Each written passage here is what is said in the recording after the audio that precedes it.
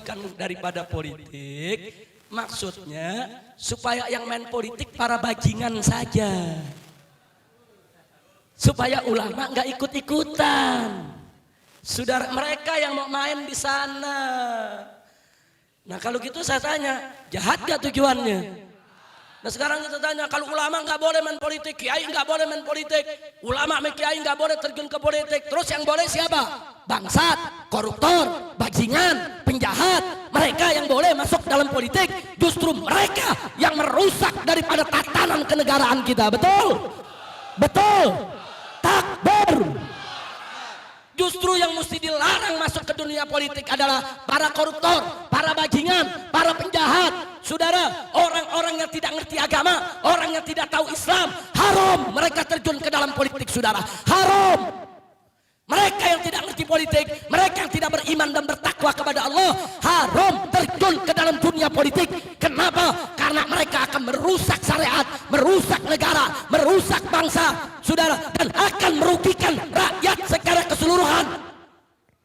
Jangan dibulak-balik. Justru yang mesti masuk ke dunia politik orang yang beriman, orang yang bertakwa, orang yang ngerti hukum, orang yang tahu mana yang halal, mana yang haram, orang yang berakhlakul karimah, yang tidak sembarangan untuk melakukan maksiat, saudara.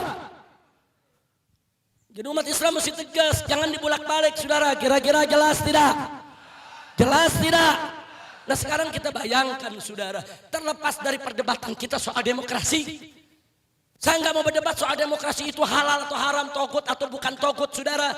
Ini sekarang kita bicara real fakta politik yang ada depan mata kita saat ini, saudara. Apa fakta politik yang ada saat ini? 5 tahun sekali rakyat memilih wakil-wakilnya untuk duduk di DPR. 5 tahun sekali rakyat, saudara, diajak untuk memilih siapa yang harus jadi gubernur, siapa yang jadi bupati, siapa yang jadi presiden, saudara. Nah sekarang mari kita lihat, kalau rakyat umat Islam ini tidak diajarkan berpolitik, akhirnya kursi-kursi parlemen tersebut jatuh kepada para tangan bajingan, tangan penjahat, tangan mereka yang anti-Islam. Dan apa yang terjadi, saudara? Begitu mereka duduk di DPR, mereka yang bikin undang-undang. Mereka yang bikin undang-undang, saudara. Kalau yang duduk di sana para bajingan, saudara, maka hukumnya akan mereka buat, undang-undang akan mereka buat, undang-undang yang bertentangan dengan syariat Islam. Makanya jangan kaget kalau DPR kita berlomba-lomba bikin undang-undang yang melegalkan minuman keras, melokalisasi tempat pelacuran, saudara. Kenapa? Karena mereka tidak takut kepada Allah. Dan begitu undang-undang tadi disahkan, kita semua, habibnya, kiainya, umatnya diwajibkan untuk mematuhinya, saudara. Nah kalau kita nggak patuhi, kita ditangkap melanggar konstitusi. Masya Allah. Contohnya sekarang kita lihat, saudara. Kita lihat, saudara, sekarang kita umat Islam mayoritas di Indonesia, tapi kita nggak mampu masukkan satu pasal di dalam Undang-Undang Dasar 1945 lewat amandemen bahwa presiden dan wakil presiden Indonesia harus beragama Islam.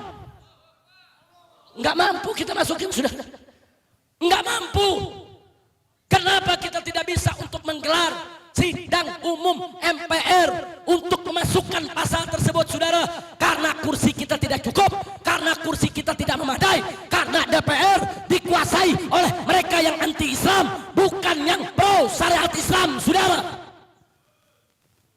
Nah ntar kalau udah kejadian begini baru marah. Wah lu kenapa orang kafir mimpin? Nah kan lu gak mau politik selama ini. Ini dia, betul, telat mikir. Kira-kira jelas gak? Jelas gak?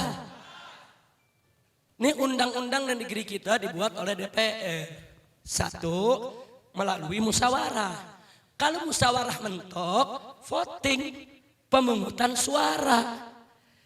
Nah sekarang, saudara, kalau kita umat Islam tidak terjun ke politik, ulama kiai tidak mau tahu politik, nanti bencong-bencong pada ikut politik. Akhirnya para bencong jadi anggota DPR. Nah begitu sampai di sana, saudara, kursi umat Islam kiai cuma 100 kursi. Kursi yang bela bencong 500 kursi. bikin undang-undang LGBT, laki boleh kawin sama laki, perempuan boleh kawin sama perempuan. Musyawarah kiai sama bencong. Kiai nolak saudara, haram. Bencong bilang apa kiai gitu deh. Nah karena deadlock, apa yang dilakukan? Voting, pemungutan suara. Suara kiai 100, yang dukung bencong 500. Siapa yang menang? Ayo jawab, siapa yang menang? Siapa yang menang? Akhirnya undang-undang LGBT diketok palu saudara. Nah begitu besok ada ulama